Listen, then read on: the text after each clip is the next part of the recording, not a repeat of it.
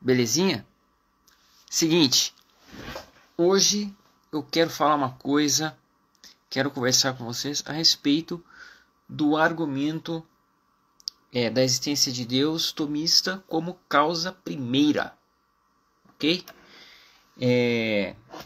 Para isso, eu estou partindo do argumento que foi elaborado por Santo Tomás de Aquino.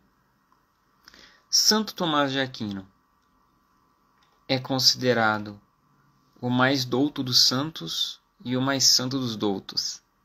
Ele foi o doutor angélicos, porque ele falou muito sobre os anjos na filosofia dele, né?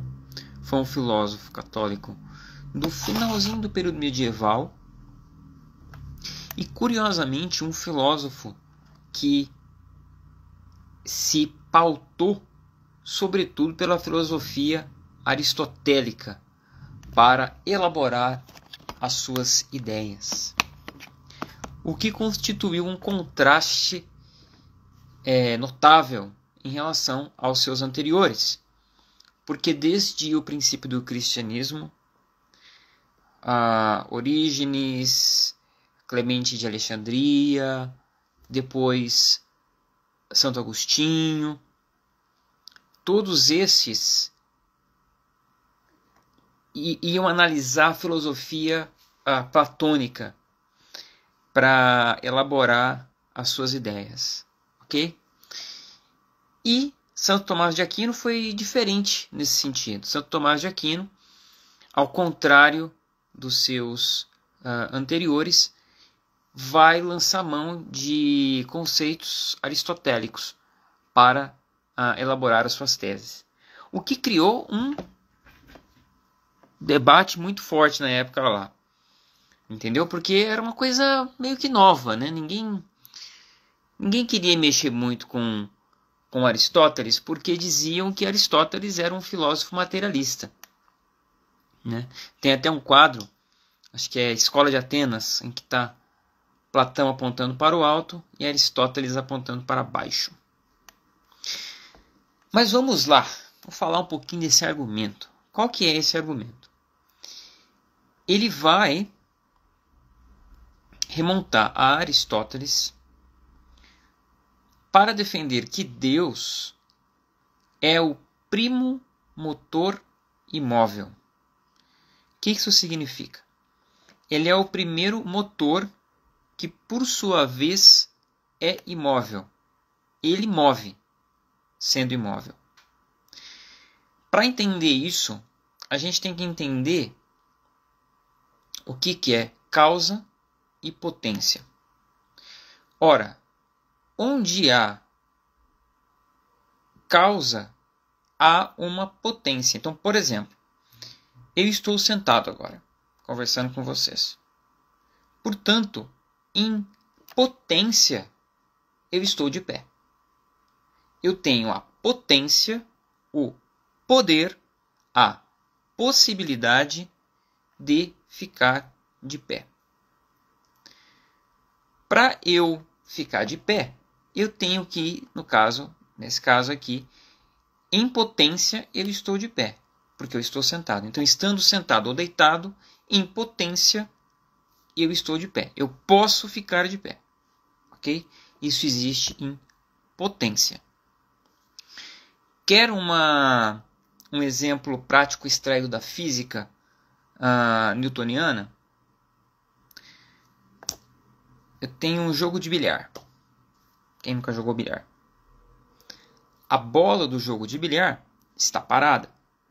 Ora, então, ela tem a potência de entrar em movimento. Quando o jogador faz uso da sua força para fazer uma bola girar, ela entra em movimento, ok? Esse movimento age na outra bola e a outra bola se move. Energia cinética. Ok? Mesma coisa quando a gente está no balanço.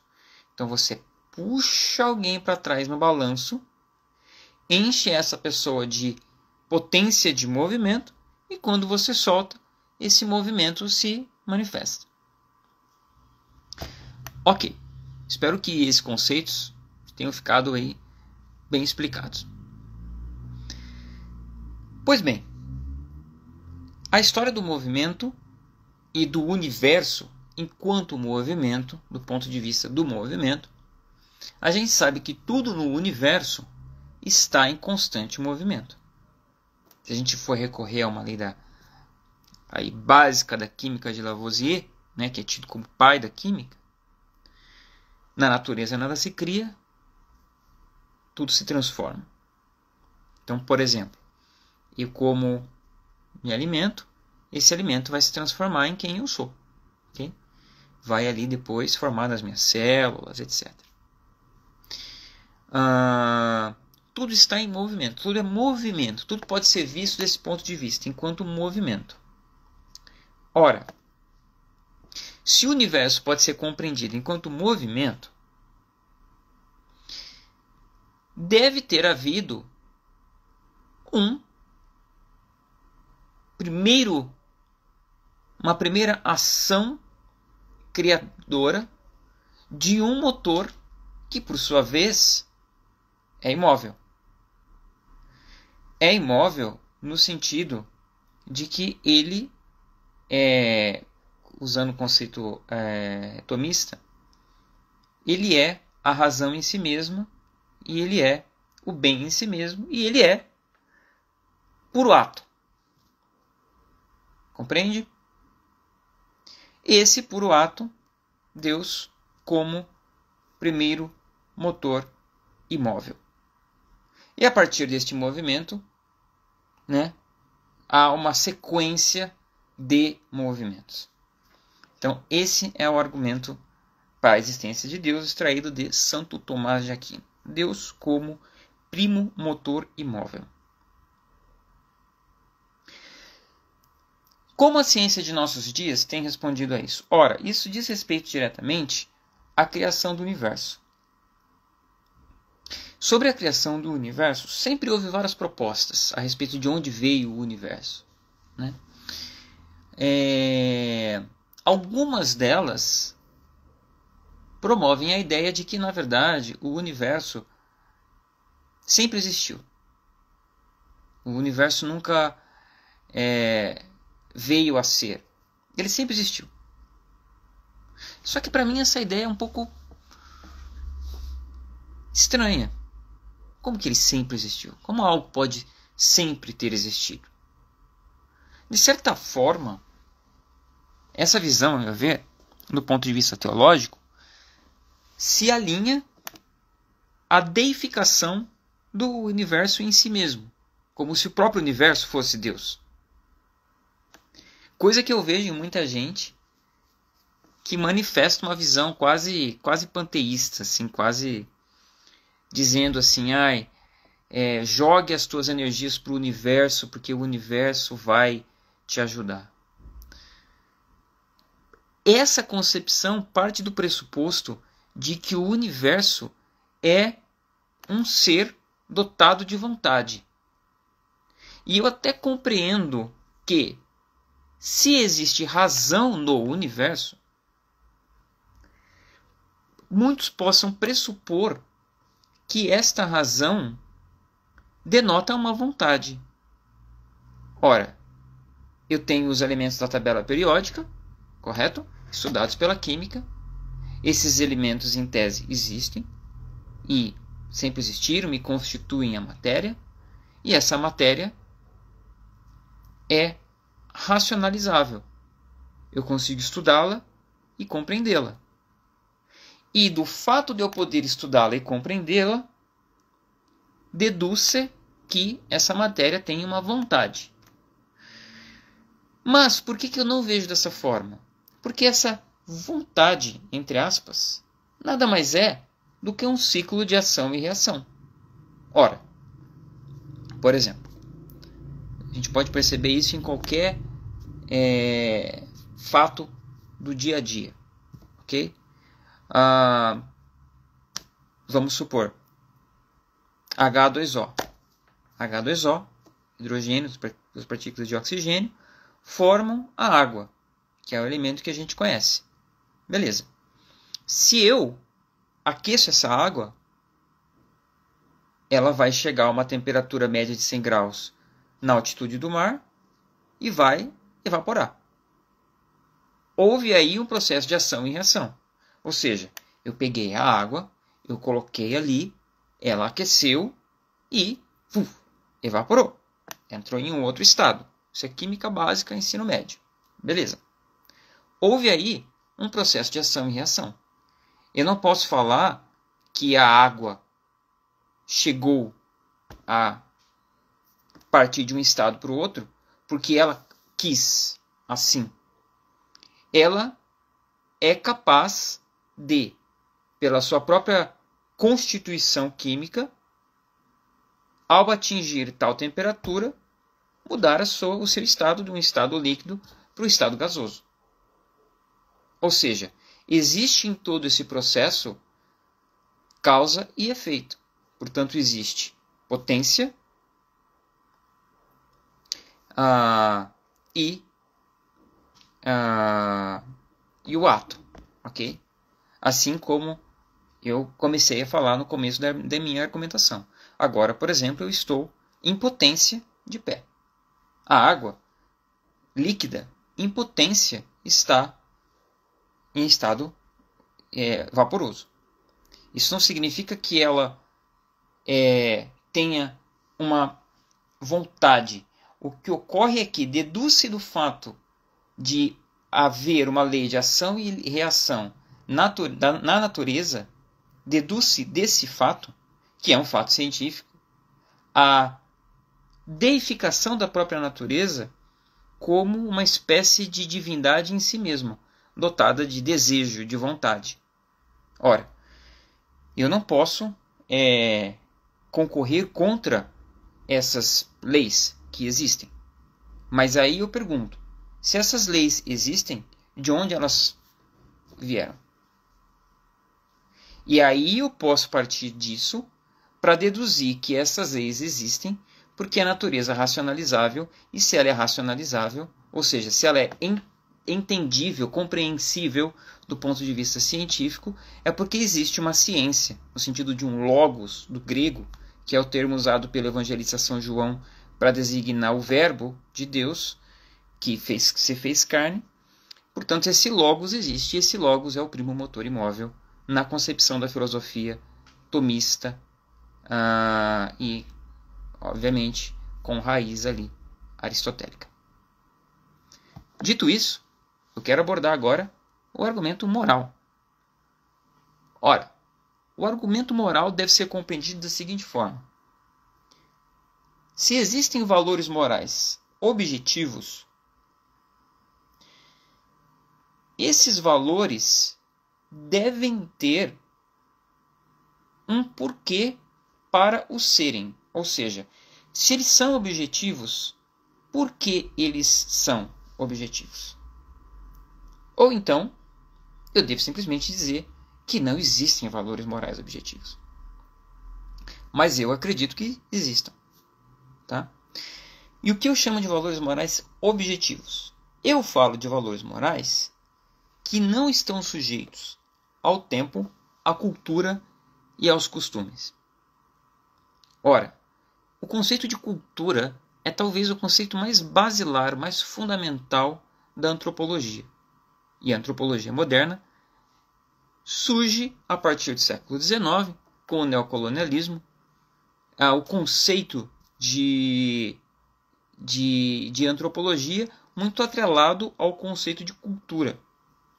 E aí eu me lembro de das aulas que eu fiz de antropologia na faculdade, né? Eu cursei antropologia por um ano.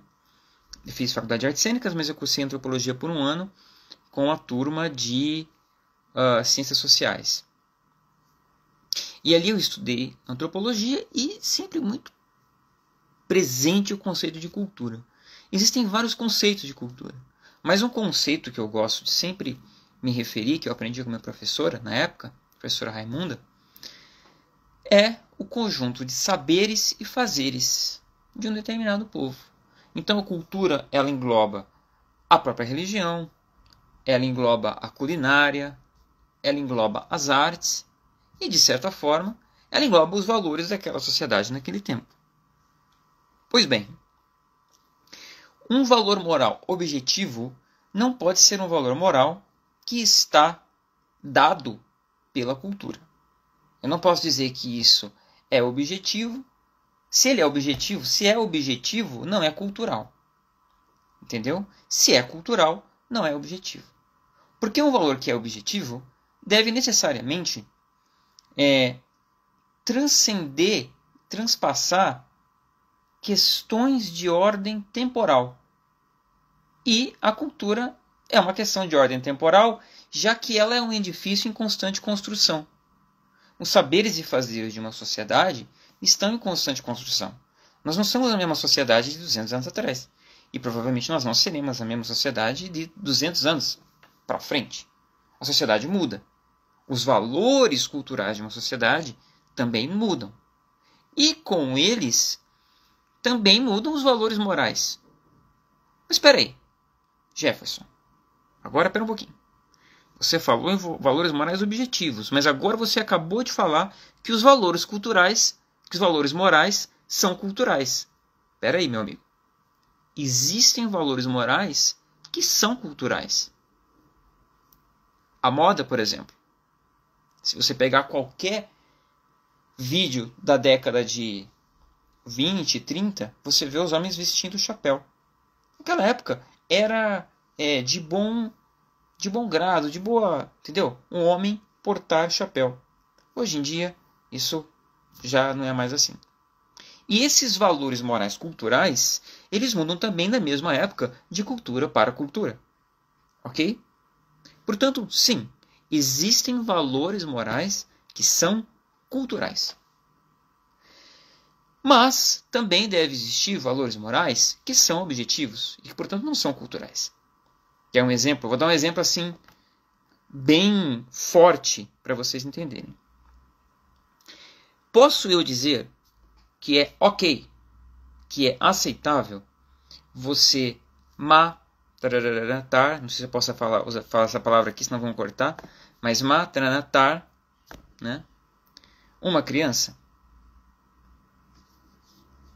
Posso fazer o homicídio, no caso, de uma criança? Não, né? Acredito que não, isso não é possível. Isso não é certo. Isso é considerado pela religião um pecado e pela lei um crime. Ora, mas... E veja bem, isso é assim no Brasil, nos Estados Unidos, né? No mundo como um todo. Então, esse, por exemplo, é um valor moral objetivo. Mas, se nós formos justificar o porquê, a razão pela qual este valor moral é objetivo, sem referência a um primo motor imóvel que criou o universo e, portanto, criou uma ordem nesse universo, e uma ordem que denota uma certa hierarquia da qual a natureza dá testemunho e a consciência humana de alguma forma vai dar testemunho, eu não tenho por que dizer que existem valores morais objetivos, nem esse. Quer ver um exemplo? Várias culturas dos povos com os quais o povo hebreu travou contato ao longo dos séculos, e isso está na própria Bíblia, se vocês forem ler, faziam sacrifícios de crianças recém-nascidas para deuses. Moleque, por exemplo, que é um dos deuses citados na Bíblia Antiga, e outros mais. E hoje nós sabemos que isso também existia na cultura indígena. Portanto, como consequência lógico-causal, se eu justifico este valor moral, a saber, é moralmente ruim, é imoral, é contra a moral, praticar o homicídio de uma criança, se eu justifico isso culturalmente, eu devo dizer que é assim ou é desta forma para a nossa cultura no nosso tempo. Mas não era para uma tribo indígena de milhares de anos atrás. Não era para as tribos que praticavam sacrifícios a Moleque, etc. no passado. Não era. E se não há um primo motor imóvel que é também a razão destes valores morais, como eu vou justificar a existência dos valores morais enquanto objetivos? Como eu posso objetivar esses valores? Eu certamente não posso fazê-lo através da teoria da evolução das espécies, porque, segundo a teoria da evolução das espécies darwiniana, a evolução dar-se-ia por meio da adaptabilidade. O organismo que melhor se adapta ao meio evolui. E o organismo que não se adapta tende a desaparecer. Esse processo não tem nada de uma intervenção divina que quer o nosso bem. Ele é simplesmente um processo cru. Existe uma pressão ambiental que faz com que os organismos ou se adaptem ou desapareçam. Pelo que eu entendo, esta visão melhor se coaduna com um ideário moralista utilitarista. Ou seja, existe uma utilidade nesse processo evolutivo. A utilidade é: o organismo se adapta às pressões do meio ambiente. E nessa adaptação existe uma utilidade. Ora, ele desenvolve certos mecanismos que se adaptam àquele meio. Logo, uma visão utilitarista moral seria mais coerente com a visão segundo a qual a nossa moral se desenvolveu por meio da evolução das espécies. Essa apregoa que, porque a vida social é uma vida que promove um bem-estar dos organismos também individualmente, aquilo que é melhor para o organismo é que ele consiga melhor conviver em sociedade. Porque essa evolução se dá do ponto de vista singular, organismo é organismo, mas também no ponto de vista abrangente. Não são sociedades, né, que evoluem do ponto de vista biológico. Eu não vejo como seria possível você declarar que tal ou qual valor moral é objetivo, objetivando isso por meio da teoria da evolução. Para mim não faz muito sentido. Amanhã ou depois, se nós estivermos... Amanhã ou depois, vamos supor, eles têm ali um hospital, tá? E tem um senhor de 80 anos, tá? Que está moribundo. E tem uma criança de 6. E o médico tem que escolher. Ou ele salva a criança de 6, ou ele salva o senhor de 80. Ainda que, naquele momento, ele faça uma escolha moral que se coaduna à tese utilitarista, sacrificando o senhor de 80 anos em prol da criança de 6, não decorre disso que a moral do Homo sapiens seja uma moral necessariamente utilitarista. Porque ela não explica, por exemplo, pessoas que dão a vida por outras em situações nas quais isso não teria um proveito social, utilitarista desse ponto de vista. Por exemplo, um filho que se atira na frente de uma bala que poderia pegar sua mãe e, nesse sentido, entrega a própria vida, arrisca a própria vida para salvar a vida da mãe, né? O contrário Talvez sim, do ponto de vista utilitarista, estritamente utilitarista. Mas o primeiro caso não. Então ele não explica esses casos e, sobretudo, e esse é meu principal argumento, ele não explica de onde vem a consciência moral de que fazê-lo, de que praticar tal ou qual ato de acordo com tal clave utilitarista, por exemplo, sacrificar um senhor de 80 anos em prol de uma criança de 6, vai causar um profundo pesar na alma do indivíduo que o faz. Com certeza o médico que fizer isso não vai fazer assim super feliz. Nossa, que legal mesmo. Meu, vou sacrificar esse cara, não tô nem aí porque o que importa é a criança. Não. Na consciência dele, a não ser que ele seja um psicopata, um sociopata, porque os sociopatas e psicopatas são exceções que comprovam uma regra e comprovam dialeticamente pelo horror que causam. Talvez eles existam justamente para a gente vê-los e vê-los com as ações que eles provocam, sentirmos essa ojeriza, esse pavor e percebermos dialeticamente que isso está errado de um ponto de vista objetivo.